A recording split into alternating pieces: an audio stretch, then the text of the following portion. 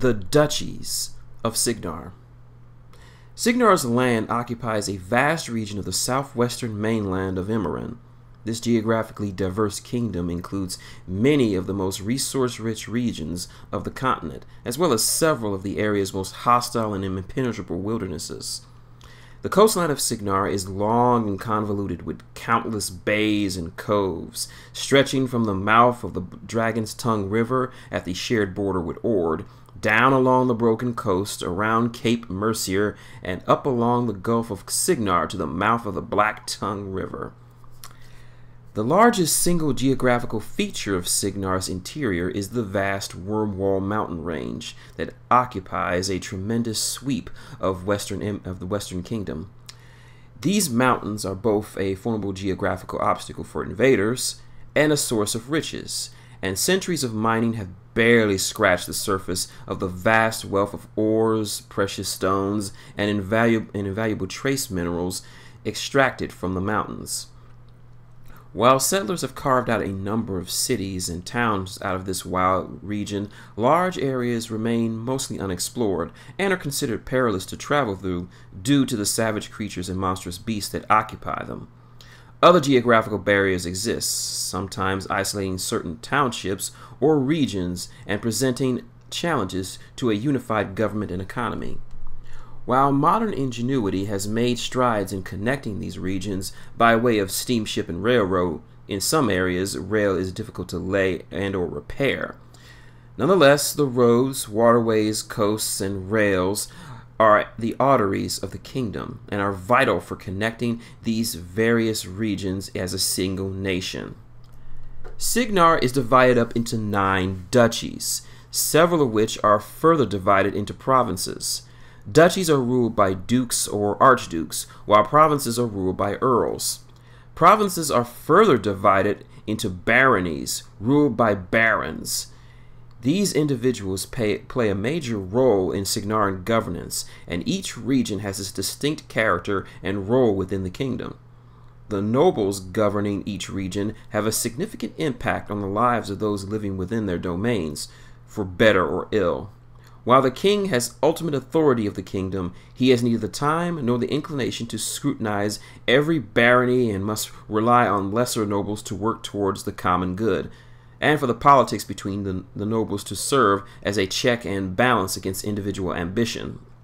Many nobles also occupy key positions in the Cygnaran army or navy and are expected to defend the kingdom against threats, both internal and external. The Duchy of Caspia.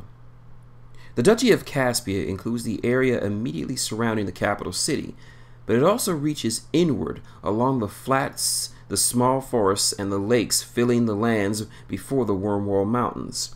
The duchy includes several of the easternmost mountains of the far-ranging Wormwall areas, noted for having an abundance of seemingly inexhaustible iron mines. It's a temperate region with a mild climate and extremely fertile soil, enriched by the Black River and stabilized by the warm ocean currents of the Gulf.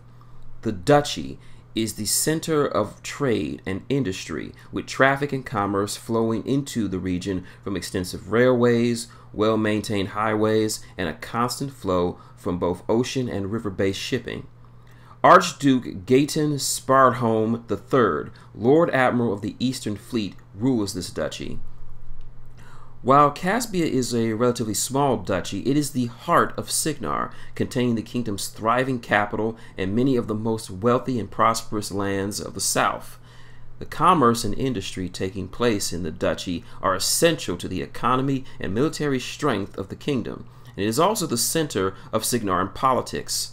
Decisions made in Caspia spread outward in ripples that can affect every citizen in the nation. The region is also home to Cygnar's Second Army and its major garrisons, including the great fortress of Eastwall. A major component of Cygnar's eastern border defenses, Eastwall sits opposite the Sul Midnight Fortification Tower of Judgment. Eastwall is the only major line of defense protecting the nearby town of Kingsvane, and it provides important reserves for garrisons for Caspia as well. The region is also home to the equally formidable Eastern Fleet, which protects Caspia and the Gulf and counts Sentinel Point as its home. Caspia also houses the Cygnaran Armory, the kingdom's largest industrial facilities dedicated to the production of weapons of war. The Duchy of Caspia is densely populated, particularly within the city of walls, and those who live here are proud of their ancient history. Before the Corvus treaties and the birth of Cygnar, Caspia was the only major human city to endure the Orgoth invasion and remain free, though it did cost them dearly. Many old families of the region, particularly among the noble bloodlines, track their lineages back to heroes of that era and of the rebellion. During the Thousand Cities era, Caspia was among the greatest of the independent kingdoms and exercised tremendous influence over its neighbors and its rivals. Nearly every royal dynasty that is sat upon the Cygnaran throne traces their bloodline to the rulers of the old kingdom of Caspia. The roots of the capital city run far deeper, back to the early days of Mennite civilization. The city that was once Calacia, home to the priest king Golavant, who conquered the Mulgur and tamed the southern lands in the name of the creator of man. The region has had a long, special spiritual significance. In addition to its importance to the faith of Menoth, many of the key events in the lives of the twins transpired here, including their ascensions. The city also encompasses the Sanctium, the administrative center of the Church of Morrow, and its seat of the ruling Primarch. In every regard, this area is steeped in history and a legacy of great deeds. Cygnarans of other regions ascribe to a certain degree of arrogance and self-importance to those who dwell within the Duchy of Caspia, particularly those of wealth and power among its merchants and the aristocracy. In truth, the area is populated by a diversity of cultures and peoples, including representatives of many races. That said, Caspia has often turned a blind eye to events transpiring far away from their cosmopolitan region, and many consider those from outlying duchies to be rustic, disconnected, and provincial. Addendum. The Divinium. In the Wormwall Mountains, northwest of Clocker's Cove, where the headwaters of the Merkham River still run fresh and clear from the snow peaks above, lies the oldest structure still standing of the Morrowan faith, the holy place of virtue, the first church, the Divinium. Nolan Orlesius established the Divinium as a monastery in 1866 BR to provide a permanent place to anchor the faith. His piety and selfless leadership was rewarded by Morrow, who chose Nolan to become the first Primarch. During the earliest days of the church, the Divinium was the center of the organized religion, as well as a sanctuary from Mennite persecution. The Divinium's original stone building is plain and unadorned, except for the radiance carved into a slab of white granite above the main entrance. Outer walls were added in later centuries to protect the monastery, and eventually its buildings were expanded to become a formidable fortress. The inner sanctuary is a small and humble room of simple marble pillars that have been the site of more miracles of ascension than any other spot in western Immoren. Eventually, the seat of the Church of Morrow would be moved to the Sanctium in Caspia, but the Divinium remains one of the holiest sites of the Morrowan faith, and is the site of frequent pilgrimage. The monks who dwell here consider it their sacred obligation to protect its grounds and the priceless holy relics preserved within, including a number of former possessions from Morrow himself. End addendum. Duchy politics. The Duchy of Caspia includes the provinces of Caspia and Mansgrove, the latter ruled by Earl Druce Halstead, who is also Lord Mayor of Steelwater Flats. Archduke Sparholm, Caspia's provincial ruler, is also the most esteemed and most influential of Cygnar's nobles, although many believe he squanders his political potential by focusing on the Cygnaran navy. Sparholm's family line is closely related to that of the Rowthorns. The seat of the Rowthorn ancestral estates are within Sparholm's present domain as part of an arrangement made between the two families when Ventur II took the throne, having previously been the Archduke of Caspia before.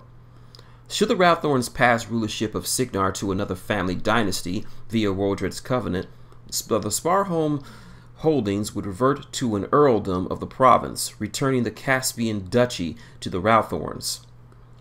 Galton Sparholm has long demonstrated loyalty to King Leto, but he was among those who once served Ventur IV. Sparholm also is on a cordial, though not close, terms with his most powerful vassal, Earl Halstead of Mangrove. They share few interests, and there are no evident bonds of friendship between them, but they do support one another against potential rivals. The Baron's subordinates are both of these nobles are a sometimes difficult and scheming lot.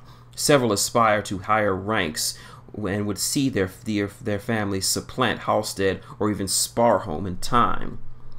While the duchy is rife with political schemes and financial plots, it is also among the safest areas in Cygnar, being very civilized and well protected. The Wormwall enters into the region, but the nearest mountain areas have been explored and settled. While the threat of the Cricks is a reality for those living along the western coast, the inner shores of the Gulf of Cygnar are safe in comparison to the Broken Coast, being heavily patrolled by warships watched over by the looming guns of Sentinel Point. Addendum: Duchy of Caspia. Largest ethnic group: Caspian majority with significant Midlander and Thurian minorities and some Arjuns. Predominant religions: almost exclusively Morwian. Provinces: Caspia and Mansgrove. Earl Druce Halstead, Lord Mayor of Steelwater Flats. Important cities: Caspia, Clocker's Cove, Ironhead Station, Steelwater Flats.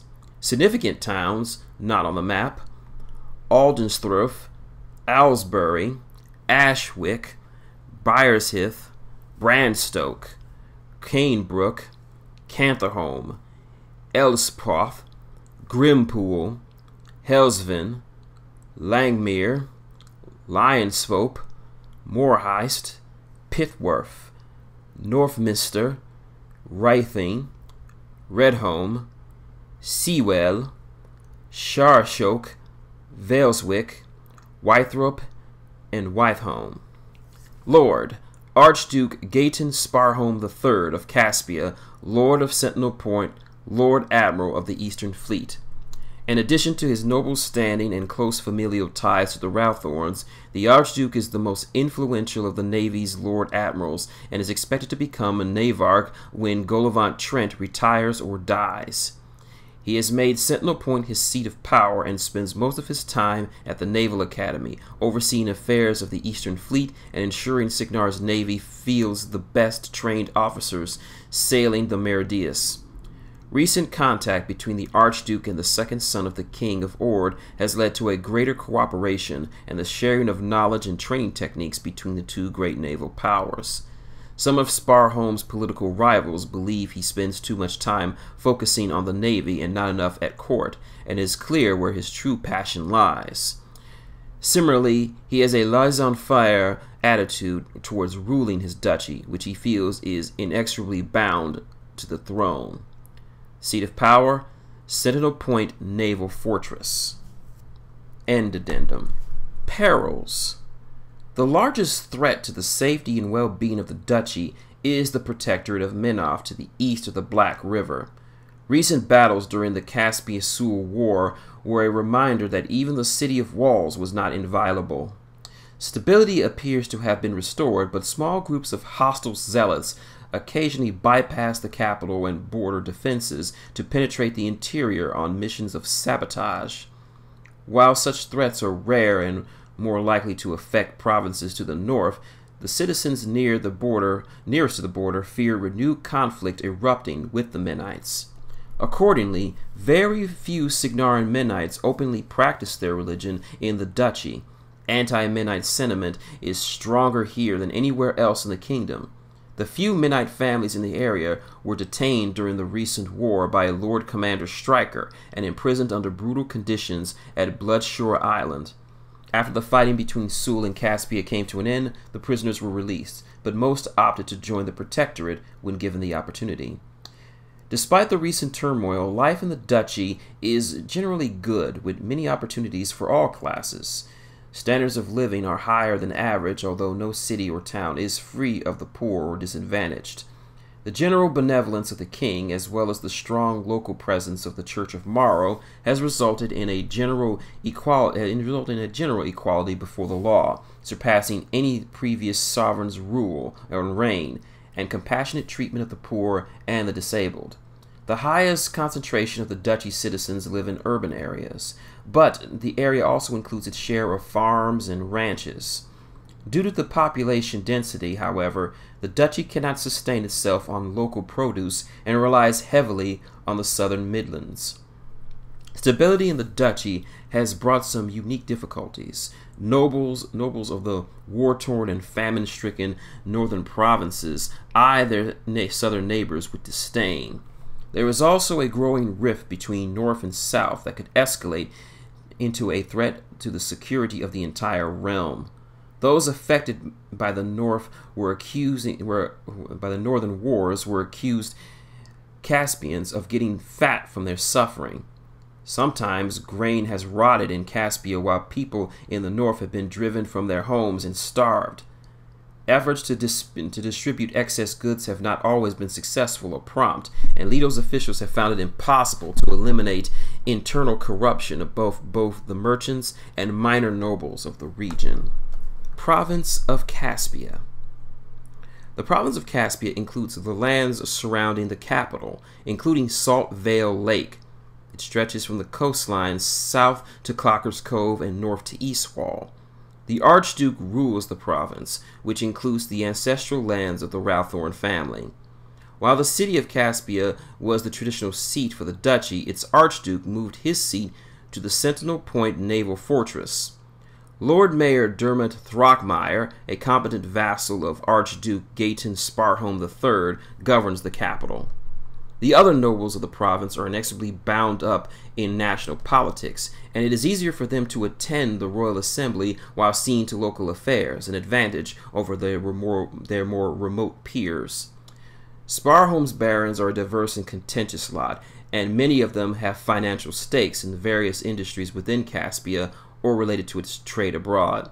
The most esteemed families, not always the most influential of the families, are those with ties to the Second Army or to the Eastern Fleet. Many heirs or second sons or daughters of these noble families have become naval ship captains or officers, leading storm knights and sword knights, returning to family estates after distinguished service. It is widely acknowledged that Sparhome favors nobles who have served and refuse to listen to their petitioners who have used their influence to avoid their duty. Overall, the standard of living is much higher in this province, though the region has had its fair share of the disenfranchised, particularly in the poorest districts of the capital. The people of the province can accurately boast of being better educated and better informed on average than most citizens of Cygnar. A number of major centers of learning are located in this region, most of them in the capital itself. Among those institutions are the Southern Strategic Academy and, of course, Sentinel Point Naval Academy, premier centers for the education of Army and naval officers, respectively.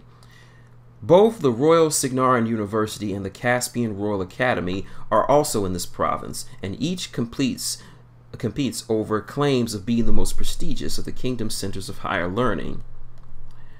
While the wealth and power of Caspia is undeniable, Clocker's Cove represents something entirely different. It is a little spoken about in the Royal Academy. Despite its vital industries located in the town, it is viewed as an embarrassment by Archduke Sparhome, but is also seen as a necessary pressure valve for those sailors on shore leave. Rumors suggest that Cygnar's spy masters prefer this city left as is, since so much useful information arrives by ship and ports abroad. Caspia. the City of Walls. Ruler, Lord Mayor Dermot Throckmorton. Population, 1 million humans, mostly Caspian with a large number of Thurian and Midlanders. 8,000 Gobbers, 2,000 rural folks, 2,000 Orgren, and about 1,000 Trokan. Military presence.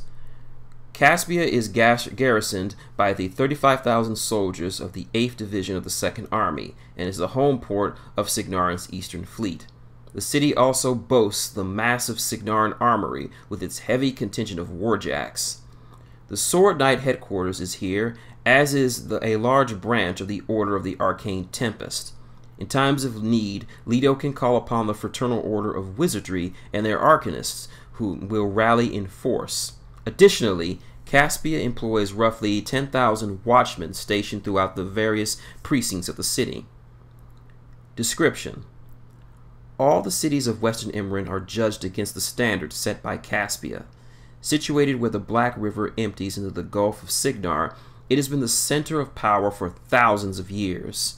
Established in antiquity by the people of Calacia, its walls, fortresses, and temples have borne mute witness to the rise and fall of both kings and gods.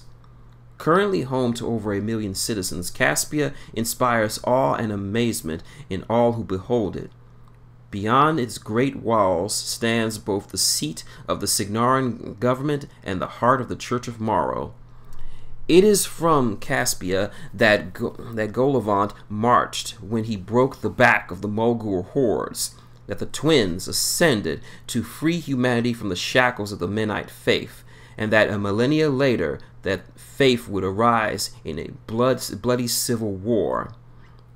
Caspia is also the sole city in Western Immoren to never fall to the Orgoth, and it is the place where the first Colossals first rose.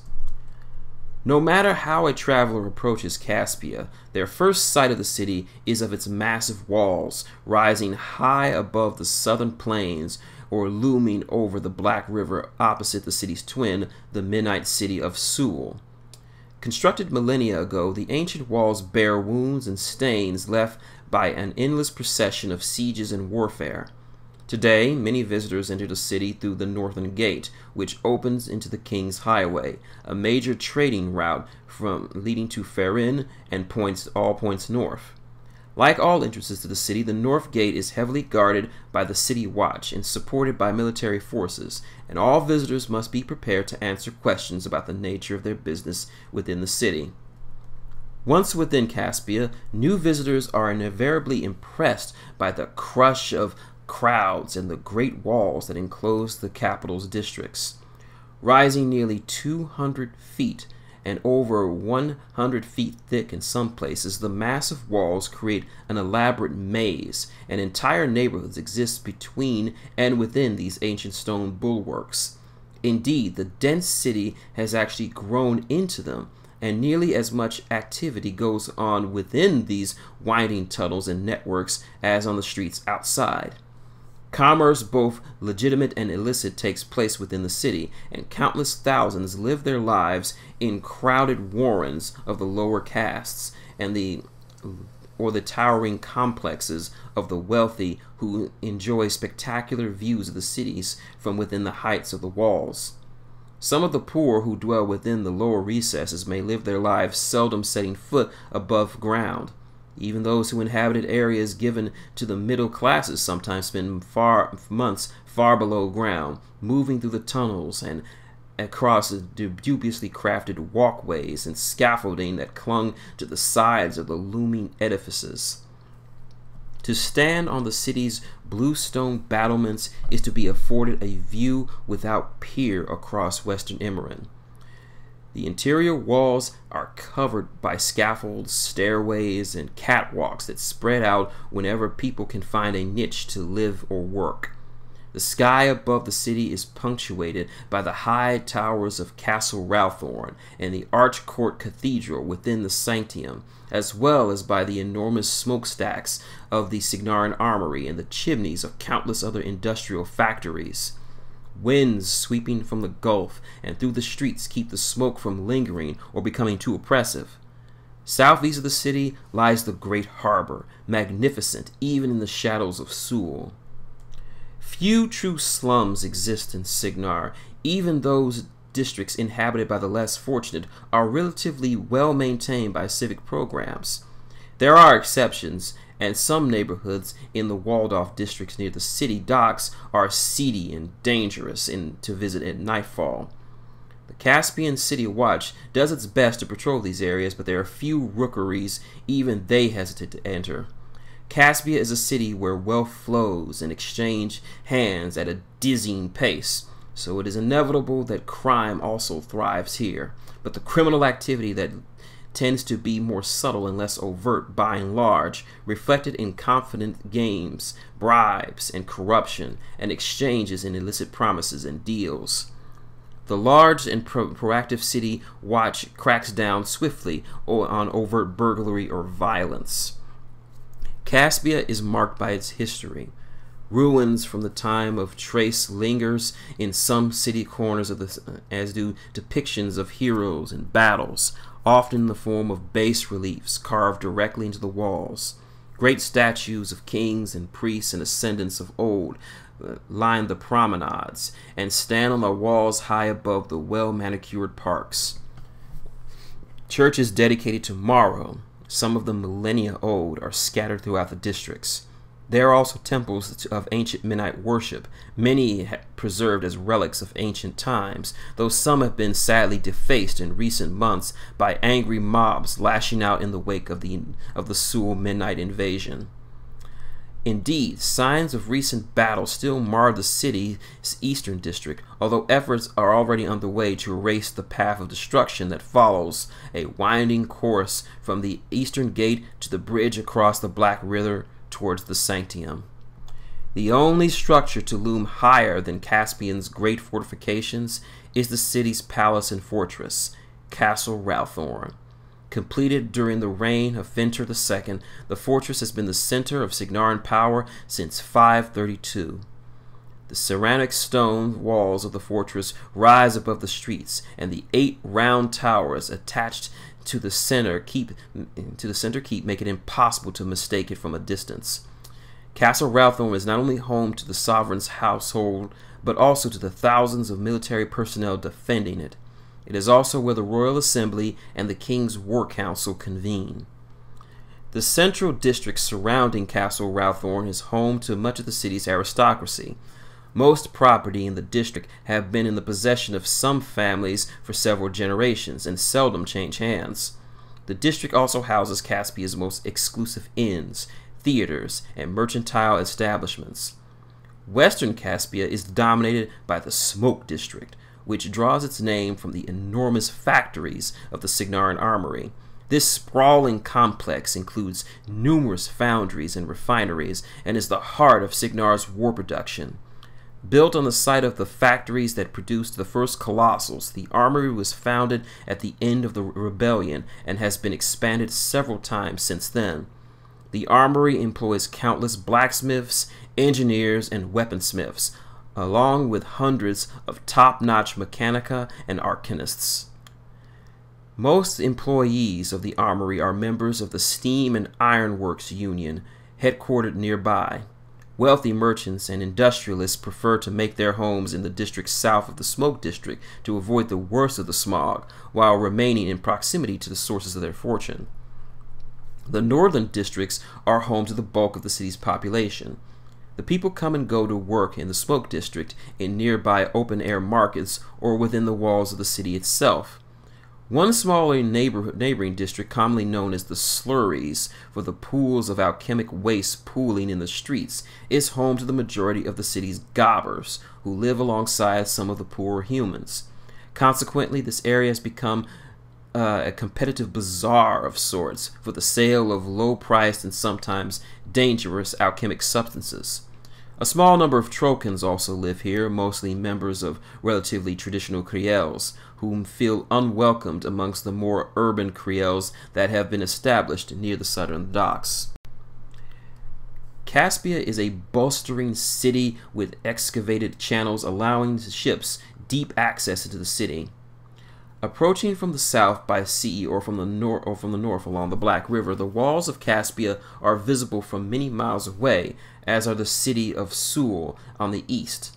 Caspia is without a doubt the greatest port in south of Immoren, and its docks bristle with commerce. The northern docks are nearly as busy as those on the Gulf. There is no central market district here, but rather a dizzying variety of wherever the major roadways cross or converge, and are also adjacent to the largest of the city's piers. Each of these markets has its own attractions and deals, with booths and shops offering imports from across Immoren, but also confidence men seeking to fleece the slack-jawed and ignorant tourists just arriving for the city for the first time. It is possible to enter the city from the great bridge that spans the Black River and connects to the Caspia with Sul on the eastern shore. Since the recent cessation of hostilities, however, Cygnar and Sul Mennonite troops have been heavily invested in guarding the gates of their respective cities at each end of the bridge.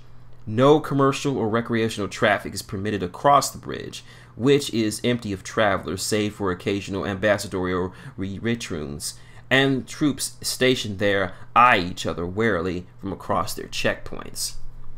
Caspia is also a center for higher learning and is home to the Caspian Royal Academy, the rival Royal Cygnar University, and the connected Strategic Academy. The Strategic Academy is the sole institute recognized for training Cygnar warcasters, and the facility is well known for its ability to spot prospective warcasters from the ranks of its trainees.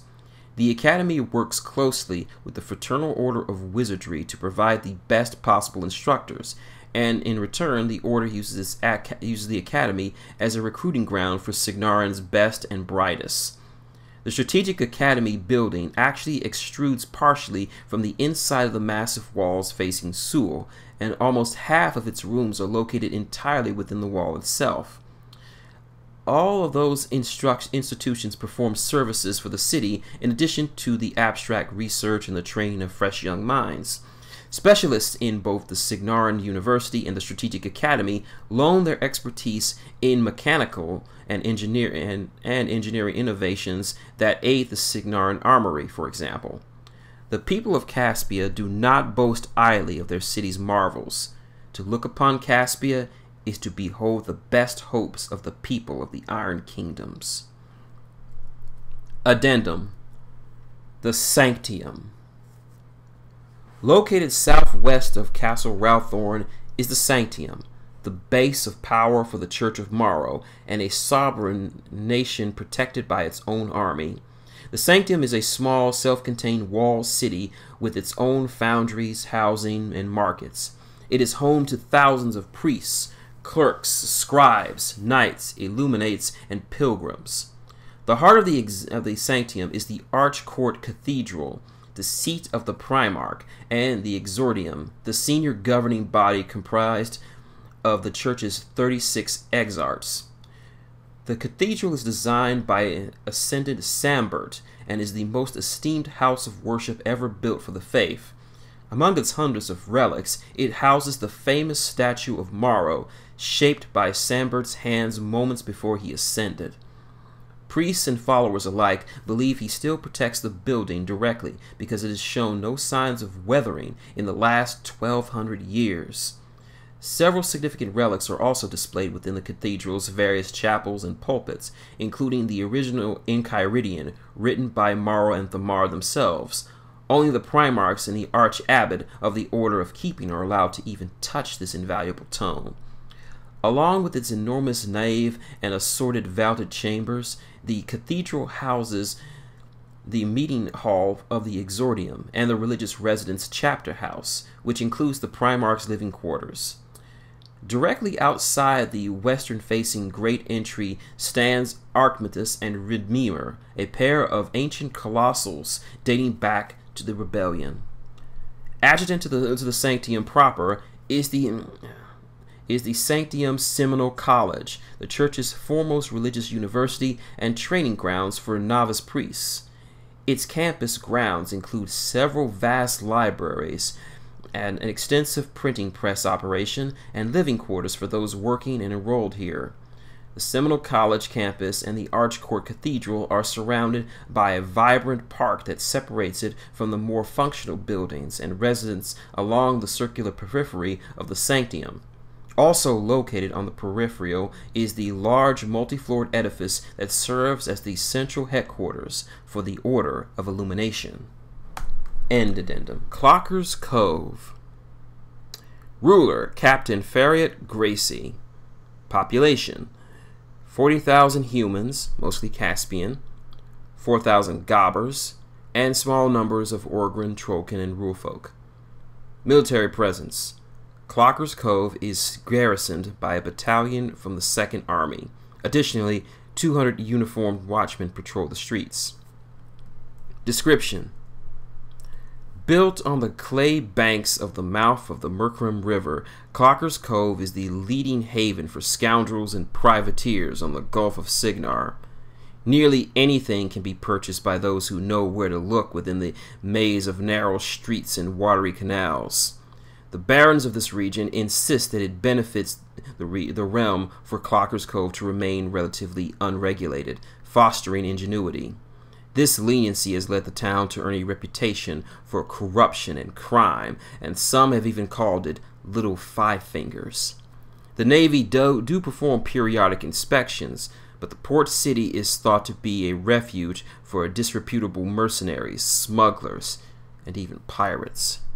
The city is not without its legitimate commerce, however. Steam-powered paddle boats come downriver from deep within the worm wall, laden with miners and their crates of raw tin and copper for the many smelting forges in the town's industrial quarter. In fact, some of the finest copper and bronze goods found anywhere in the kingdom comes from these smoke-belching foundries. Clocker's Cove is home to a pair of leading arms producers, Clockwork Arms and Black Armory Heavy Industry. Clockwork Arms specializes in repeating pistols and rifles and is the leading supplier for the Cygnaran army. Black Anchor Heavy Industry began as a shipwright company, producing steam engines for maritime vessels for clients such as the Macarian League and wealthy private individuals. In recent years, however, Black Anchor has grown to encompass much larger production facilities and has expanded the scope of its manufacturing to include steamjack parts, and several highly secretive projects. Addendum. Sentinel Point Naval Fortress. This impressive fortress academy perches atop the cliffs overlooking the Gulf of Cygnar. Its walls are laden with some of the most accurate and powerful cannons ever made. At the base of the cliff are walled and protected docks only approachable by authorized naval vessels.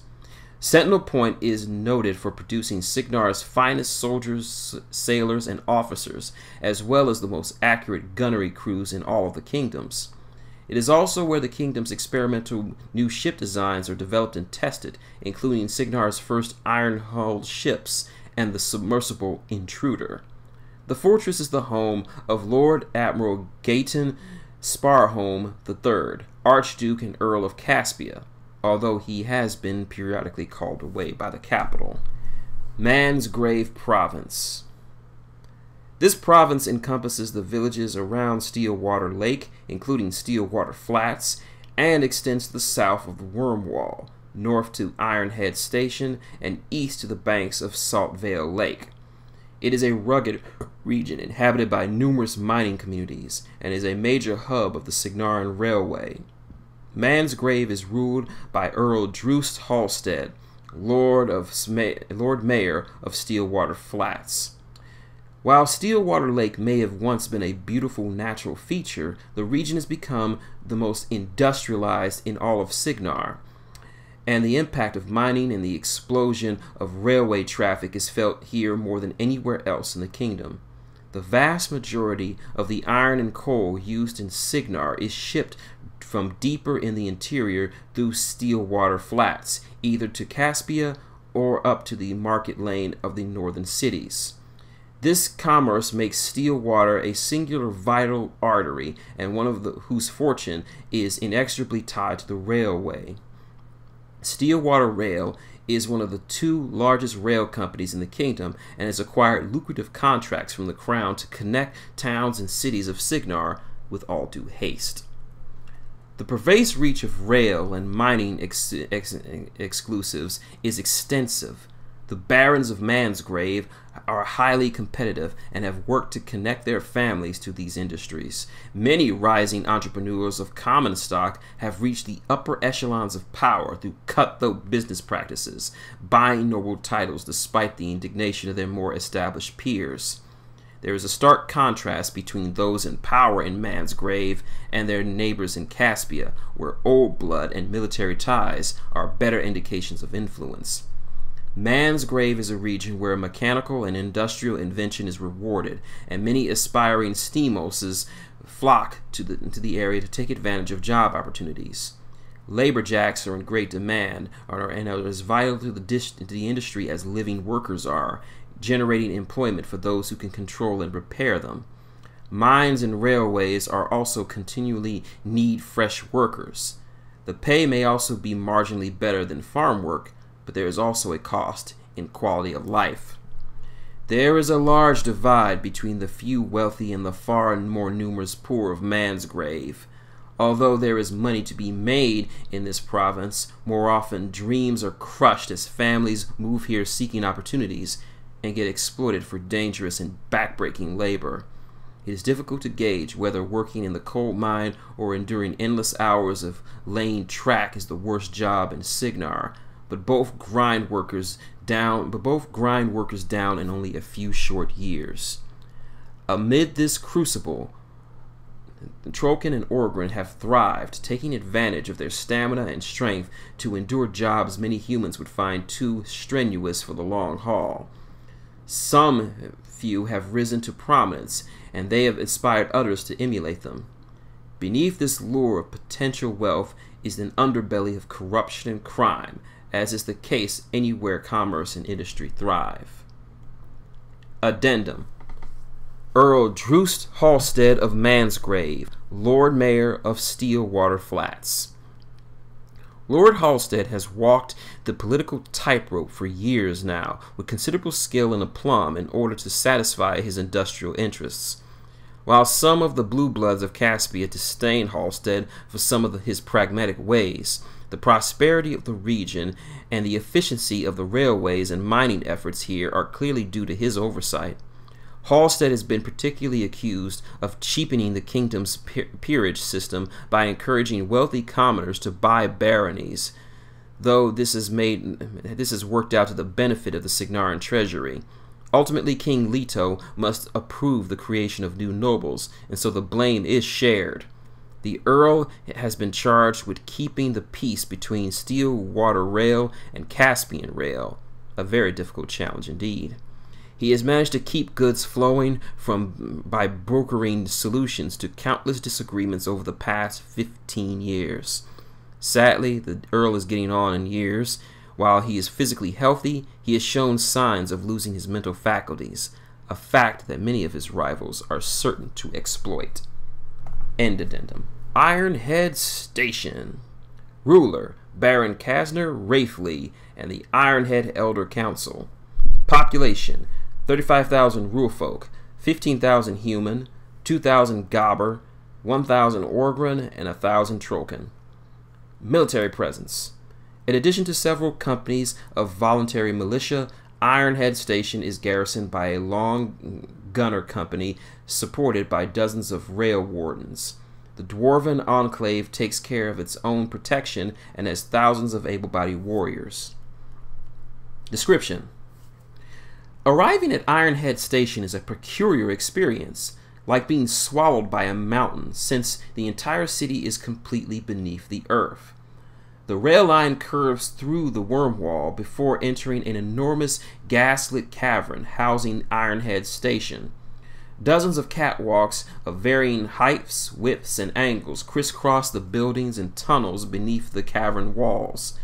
Massive steel girders secure the structure aloft, and enormous clockwork gears and pulleys raise and lower grill work platforms through the area, conveying the folk of Ironhead to their destinations above and below.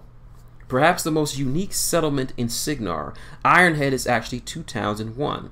The small underground town and the rail station most visitors see is peopled mainly by humans, but the older second community, the Ironhead Enclave, is less than a mile away, connected by tunnels and inhabited by thousands of dwarves. The Ironhead Enclave settlement evolved almost in isolation after being founded by ambitious clans that left rule to seek new lives after the defeat of the Orgoth. It served as an important connection between Orvin and Stillwater Flats, but most travelers simply passed through during most of its earlier history. Outside commerce initially came from regular merchants and supply caravans stopping for a safe haven along the mountain roads, but things changed with the invention of the rail. Since then, hundreds of families have moved to Ironhead Station, hoping to find their fortunes in the deep mines or relating shipping or rail industries.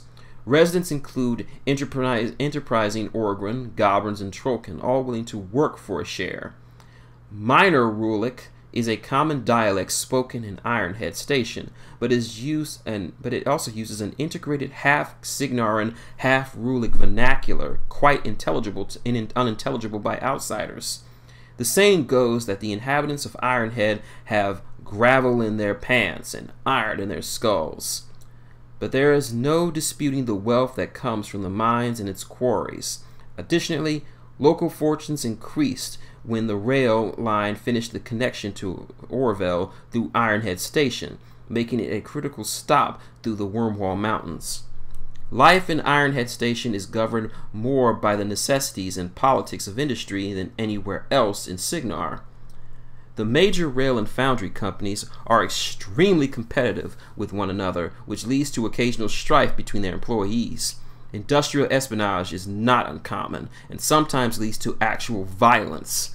The companies of the towns vary in how they treat their workers. Larger companies tend to pay at least livable wages, though some are infamous for forcing their laborers to work in poor conditions.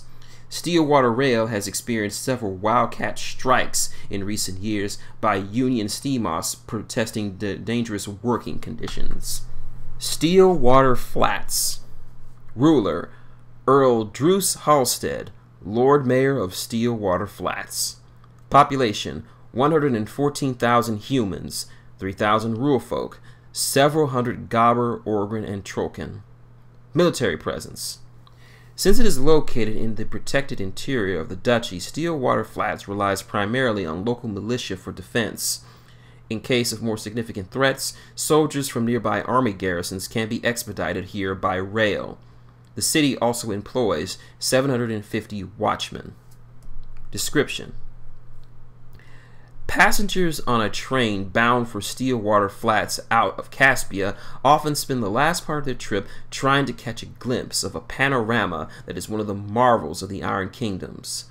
The mighty Wormwall looming as a towering backdrop above the graceful iron arches and squat bolsters of brick and stone, and the lines of rising steam and smoke tousled by the mountain winds. This is the city of Stillwater Flats. The indomitable Cygnaran spirit of progress and innovation has transformed this former farming community into the sprawling expanse of iron and smoke it is today, handling thousands of tons of trade goods daily.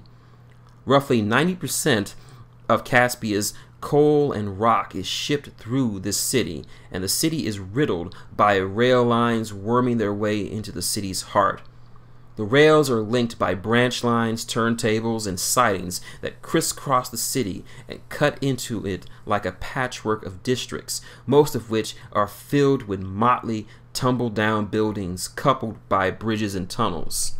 The proud heart of Stillwater is in its commercial district.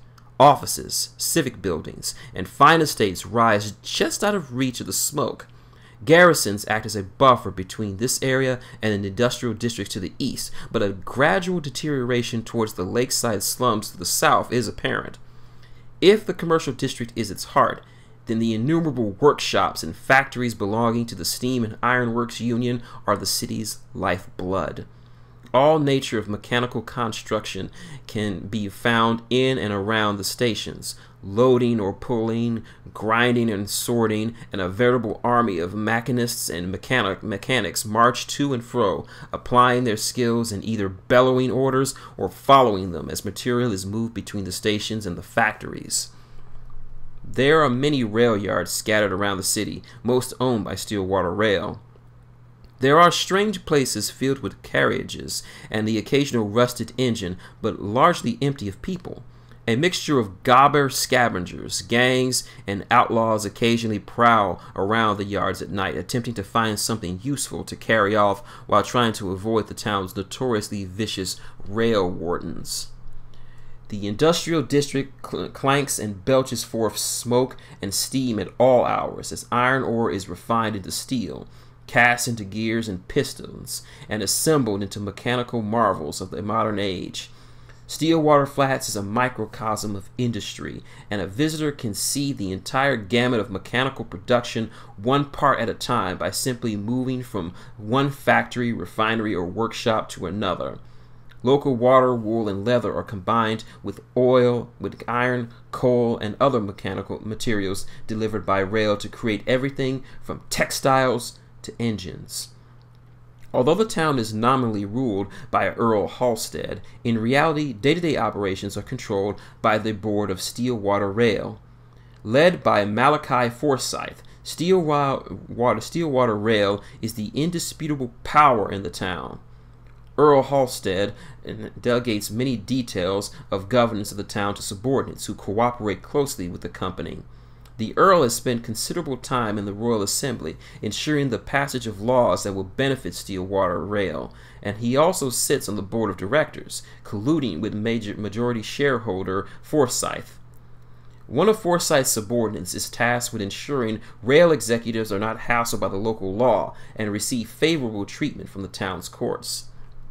Stillwater Rail takes a substantial percentage of virtually all business conducted in the flats, and it brooks no trouble from its laborers or union agitators. The Steel and Ironworks Union is present in the town, but anemic in power.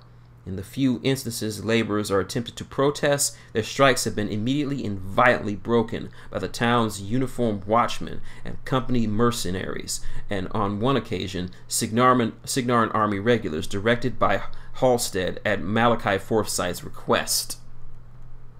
Addendum. Wormwall Tunnel. A fortune was spent paying a local chapter of the Steam and Ironworks Union to undertake one of the most impressive feats of engineering in the kingdoms, digging tunnels through the mountains to Ironhead Station. The rail line of Ironhead Station runs for 60 miles through the mountains, and only 10 of those miles are above ground. The rails penetrate the mountain through a series of 6 tunnels, the longest of which is 15 miles long. These tunnels are 20 feet in diameter, with support beams placed as buttresses arches spaced depending on the needs of the materials forming the mountain tunnel at that point.